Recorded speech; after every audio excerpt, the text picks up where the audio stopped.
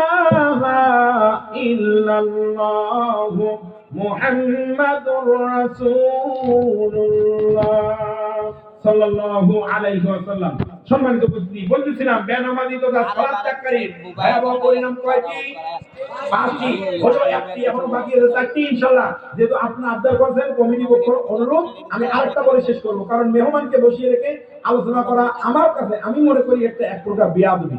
কারণ উনি আসা মাত্র আমার আলোচনা ছেড়ে দেওয়া দরকার। আমি যেখানে বাংলাদেশে যেখানে আলোচনা করি, মেহমান আসলেই আমি আলোচনা ছেড়ে দিই, কারণ ওনার কথা বলার সুযোগ দেওয়া দরকার। যেহেতু আপনারা অনুরোধ করতেছেন, মেহমান কোথায়?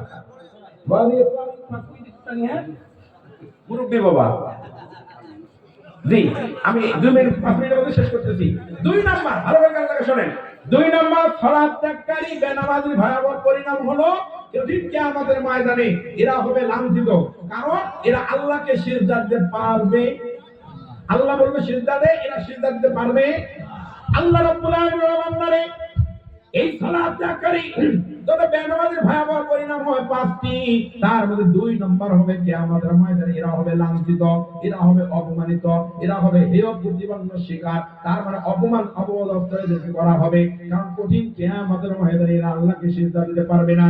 আল্লাহ রাব্বুল আলামিন দলিল দিচ্ছেন সূরা কলামের 43 নম্বর আয়াত, 29 নম্বর পারা, 5 নম্বর পৃষ্ঠা, 10 নম্বর লাইন। 2 নম্বর হুকুম আল্লাহ তাআলা জানিয়ে দেন, খাশিআতান আবসারুহুম তারহাকুহুম দিল্লাহ ওয়া ক্বাদ কানু ইউদআউনা ইলাস সুজুদি ওয়া হুম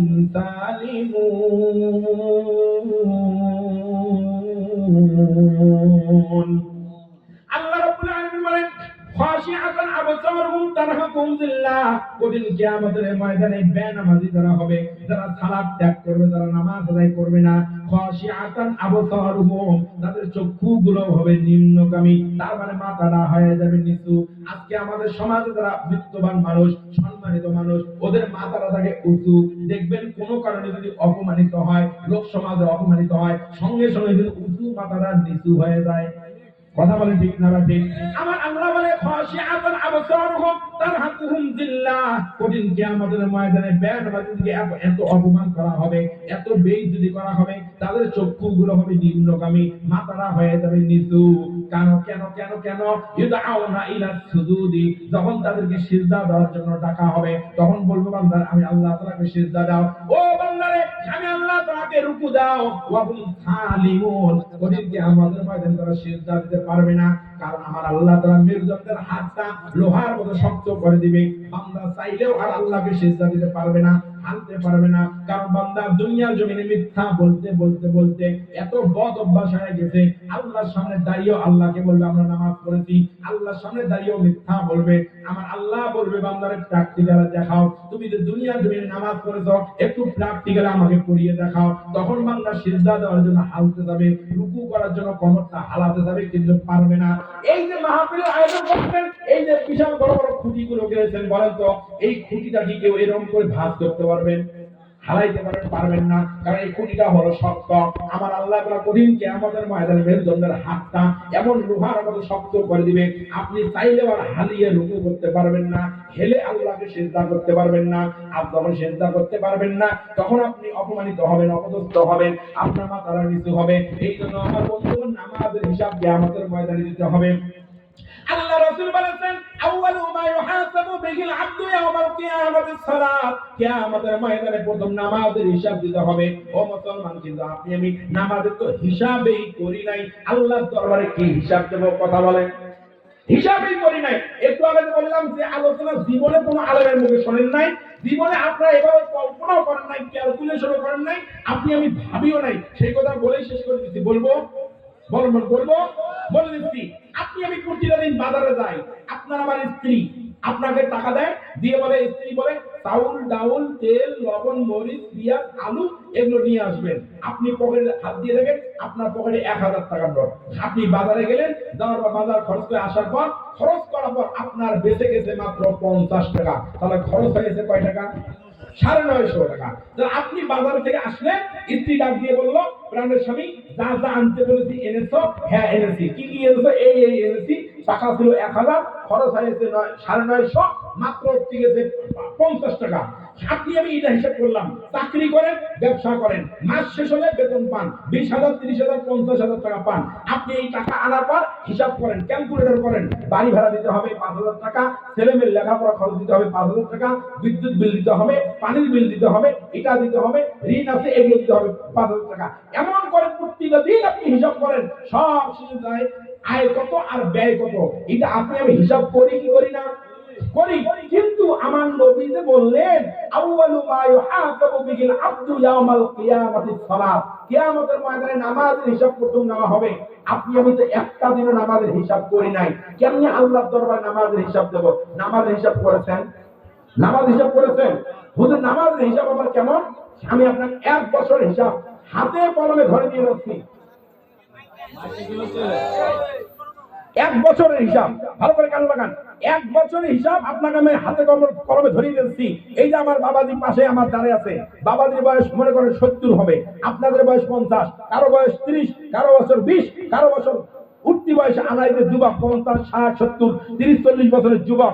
এই যে আপনার হায়াতে জিন্দেগি, এত বছর কেউ নামাজে পড়েন নাই, আপনার 1 বছরের শুধু আমি হিসাব দিচ্ছি, একটু মিলিয়ে নেন। ফরজ শুধু ওয়াজিব নয়, সুন্নত নফল, সুন্নত নফল ওয়াজিব বাদ, শুধুমাত্র আমি ফরজ নামাজের হিসাব আপনাকে শুধু দিচ্ছি 1 বছরের। দেব? আচ্ছা বলেন 365 দিনে কয় বছর? আপনাদের ইন্ডিয়ায় কয় দিনে 1 বছর? 365। আমাদের বাংলাদেশেও 365 দিনে 1 বছর। তাহলে 365 দিনে 1 বছর। আমি আপনাকে 1 বছরের হিসাব সংক্ষেপে দিয়ে যাচ্ছি, যেহেতু মেহমান এসে বসে আছেন, সংক্ষেপে দিয়ে যাচ্ছি। আপনার হায়াতে জিন্দেগি সব পড়ে আছে, আপনাকে 1 বছর হিসাব দিয়ে যাচ্ছি। এবার বলেন প্রতিটা দিন কয় ওয়াক্ত নামাজ ফরজ?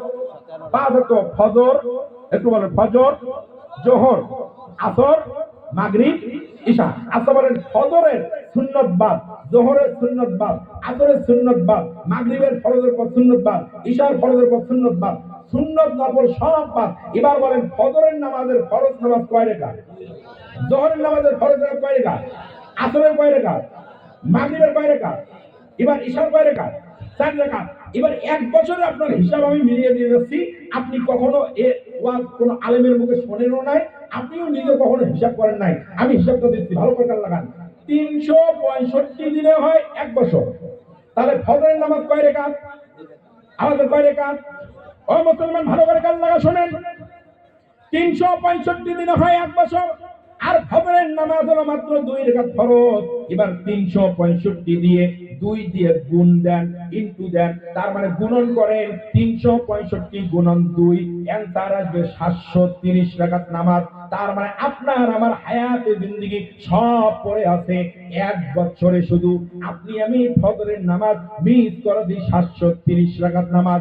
ও মুসলমান, এবার জোহরের নামাজ 4 রাকাত ফরজ, 365 গুণন 4, অ্যানসার আসবে 1460 রাকাত নামাজ। তার মানে আপনার আমার হায়াতে জিন্দেগি শুধু জোহরের নামাজ মিস করেছি 1460 রাকাত নামাজ। ও মুসলমান, আসরের নামাজ 4 রাকাত ফরজ, এবার 4 গুণন 365, অ্যানসার আসবে 1460 রাকাত নামাজ। তার মানে আপনি আমি হায়াতে জিন্দেগি সব পড়ে আছে 1 বছরে শুধু আসরের নামাজ মিস করেছি 1460 রাকাত নামাজ। ও মুসলমান, মাগরিবের নামাজ 3 রাকাত, 365 দিয়ে 3 দিয়ে গুণ দেন, অ্যানসার আসবে 1095 রাকাত নামাজ। তার মানে আপনার আমার হায়াতে জিন্দেগিতে শুধুমাত্র মাগরিবের নামাজ মিস করেছি 1095 রাকাত নামাজ। ও মুসলমান, ঈশার নামাজ 4 রাকাত ফরজ, এবার 365 দিয়ে আবার 4 দিয়ে গুণ দেন, অ্যানসার আসবে 1460 রাকাত নামাজ। তার মানে আপনি আমি জীবনে শুধুমাত্র ঈশার নামাজ মিস করেছি 1460 রাকাত নামাজ।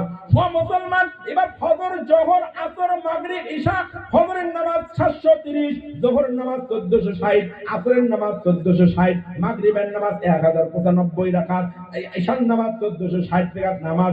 এই সবগুলো যোগ করলে দেখা যায় আপনি আমি মাত্র 1 বছরে শুধু ফরজ নামাজ মিস করেছি 6205 রাকাত নামাজ। 6205 রাকাত নামাজ আপনি আমি শুধুমাত্র 1 বছরে সুন্নাত বাদ, নফল বাদ, ওয়াজিব বাদ, শুধুমাত্র ফরজটা বাদ হিসাব করে দিলাম। এক বছরে ফজর, যোহর, আসর, মাগরিব, ইশা শুধু ফরজ নামাজ মিস করেছি ৬,২০৫ রাকাত নামাজ। এবার বলেন, আপনি আপনার বিবেককে প্রশ্ন করেন, এই মুহূর্তে যদি আপনি মারা যান, এই মুহূর্তে যদি আপনার ইন্তেকাল হয়, আপনি জান্নাতে যাইতে পারবেন? হিসাব দিতে পারবেন? আল্লাহ রাসূল বলেছেন, আউয়ালু মা ইউহাসাবু বিহিল আবদু ইয়াউমাল কিয়ামাতিস সালাত, কিয়ামতের ময়দানে নামাজের হিসাব নেওয়া হবে। এবার বলেন, মসজিদে মুয়াজ্জিন আযান দেয় কয়বার? আওয়াজ কয়বার? 5 বার। আপনি মাহফিল শেষ হবে আজকে, বাসায় যাবেন, যাওয়ার পর দেখতেছেন আপনার প্রাণের প্রিয়তমা বিবি, স্ত্রী ঘরের দরজা লাগিয়ে ভিতরে শুয়ে আছে।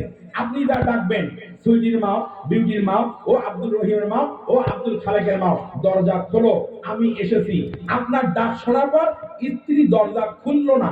আচ্ছা বলেন, তারপর দ্বিতীয়বার আবার ডাকলেন, আপনার ডাক শুনে দ্বিতীয়বারও সুইটি, বিউটি, ফাতেমার মা, রহিমের মা, আব্দুল করিমের মা দরজা খুললো না। দ্বিতীয়বার ডাকলেন, খুললো না। এবার বলেন তো, আপনার মেজাজ গরম না নরম? সবাই বলেন, গরম না নরম? এবার তৃতীয়বার ডাকলেন, ও রহিমের মা, ও বিউটির মা, ও আব্দুল করিমের মা, ফাতেমার মা, আমি এসেছি, দরজা খোলো। তৃতীয়বার ডাকলেন, খুললো না। মেজাজ এবার বলেন, আগের থেকে আরো গরম না নরম? আরো গরম। 4 বার ডাকলেন, খুললো না। 5 বার ডাকলেন, খুললো না। কিরে? তখন মনে করবেন, কিরে স্ত্রীর ডাকি ঘর খোলে না, দরজা খোলে না, কারণটা কি? স্ত্রী আবার মারা ধরা গেল নাকি? এই চিন্তা ভাবনা করে হয় এখন আপনি দরজা ভাঙবেন অথবা ঘরের জানালা ভেঙে ভিতরে ঢুকবেন। কথা বলেন ঠিক না বাকি? কিন্তু ভাগ্যক্রমে আপনি দরজা ভাঙলেন অথবা জানালা ভাঙলেন, ঢুকে ভিতরে ঢুকলেন, ঢোকার পর দেখতেছে আপনার স্ত্রী সিরিয়াল দেখতেছে। কি দেখতেছে? আচ্ছা বলেন তো, এবার মেজাজ আরো গরম না নরম? আপনার স্ত্রী শুয়ে আছে কিন্তু জাগনা আছে, ঘুমায় নাই, ঘুমানোর ভান করে আছে, জাগনা আছে। আচ্ছা বলেন, এই অবস্থায় আপনার স্ত্রী কি আদর করবেন? আপনার স্ত্রী কি আদর করবেন? পিটাবেন। কথা বলেন ঠিক না ঠিক?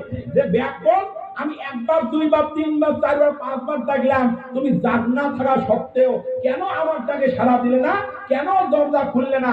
আপনি স্ত্রীকে মারপিট করা শুরু করবেন। স্ত্রীকে মারবেন না, স্ত্রীকে খবরদার মারবেন না, স্ত্রীকে 4 জায়গায় মারা হারাম, স্ত্রীর গায়ে কখনো হাত তুলবেন না। মা বোনরা অনেক খুশি হয়েছে যে এই হুজুর বাংলাদেশ থেকে আসছে, অনেক ভালো হয়েছে। কথা বলেন ঠিক না ভাই? মারবেন না যুবক ভাই, মুরব্বীতে না, খবরদার মা বোনদেরকে মারবেন না। তবে মারবেন 4 কারণে। কয় কারণে? 4 কারণে মারতে পারবেন। আল্লাহ রাসূল বলেছেন 4 কারণে মারতে পারবেন। আমার 4 জায়গায় মারা হারাম। এবার পুরুষরা একটু খুশি হয়েছে যে হুজুর একটা তরিকা বাড়ি করছে, মারার তরিকা। 4 কারণে মারতে পারবেন, 4 জায়গায় মারা হারাম। যে 4 জায়গায় মারা হারাম: মাথায়, মুখে, বুকে, পিঠে। কয় জায়গায় জানেন আপনারা? না জানেন বিয়ে করতেন কেন? 4 জায়গায়, মাথায়, মুখে, বুকে, পিঠে, 4 জায়গায় মারা হারাম। আল্লাহ রাসূল বলেছেন। আর 4 কারণে মারতে পারবেন: যদি নামাজ না পড়ে, রমজান কারিমে রোজা না রাখে, যদি পর্দার খেলাপ করে, 4 নম্বর যদি স্বামীর কথা অনুযায়ী না চলে।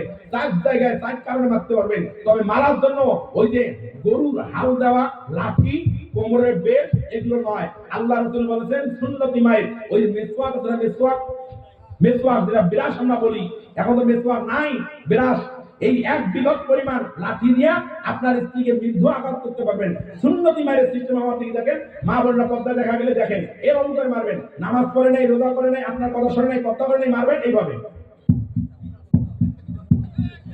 এই মারার পরে যদি কোনো চাচা মারে, চাচির ডাক দিয়ে বলবে, এই ইয়ার কি করিয়েন না, কথা বলে, কিন্তু জানেই না এটা সুন্নতি মাইর। কথা বলেন ঠিক না বাটে? এই এমনকে মারতে হবে। তবে আরেকটা জিনিস মারতে পারবে। আল্লাহ রাসূল বলেছেন, বাসায় শুইতে গেলে একটা বালিশ পাওয়া যায়, লম্বা বালিশ। আপনাদের এলাকায় কি বলে? আমরা বলি কোল বালিশ। কোল বালিশ, এই কোল বালিশ দিয়া উড়া মানে যেদিকে পাবেন সেদিকে মারতে পারবেন। আল্লাহু আকবার। এই আলোচনা শোনার পরে এক যুবক মাঠ থেকে এক আলোচনায় দাঁড়িয়ে কয়, হুজুর কোরবানি দিতে মারতে বললেন, মাঝে মাঝে কোরবানি দিয়ে ঠেসে ধরা যাবে না? আরে ঠেসে ধরে মরে যাবে। কথা বলে ঠিক না বাটে? তবে যুবক ভাই শুনে যান, 4 কারণে মারতে পারবে। আমি বলতেছিলাম, মা বোনকে যখন মারলেন, আপনি 5 বার ডাকলেন, শুনলো না, আপনার মেজাজ হয়ে গেছে গরম। এবার বলেন, আল্লাহর ঘরে মসজিদে নিযুক্ত করা মুয়াজ্জিন আপনাকে আমাকে কয়বার ডাকে? 5 বার। আল্লাহর ঘরে মুয়াজ্জিন ডাকে হাইয়া আলাস সালাহ কাম টু দ্য প্রেয়ার, হাইয়া আলাল ফালাহ, কাম টু দ্য সাকসেস, কল্যাণের দিকে আসো, মঙ্গলের দিকে আসো। কিন্তু মুসলমান আপনি একটা বারের জন্য যাই না, এবার 365 দিয়ে 5 দিয়ে গুণ দেন, অ্যানসার আসবে 1825 বার। তার মানে আপনাকে আমাকে আল্লাহর ঘরে নিযুক্ত করা মুয়াজ্জিন 1 বছরে ডেকেছে। আমার বলেন 1825 বার। আপনি আমি একটা বারের জন্য সারা দেই নাই।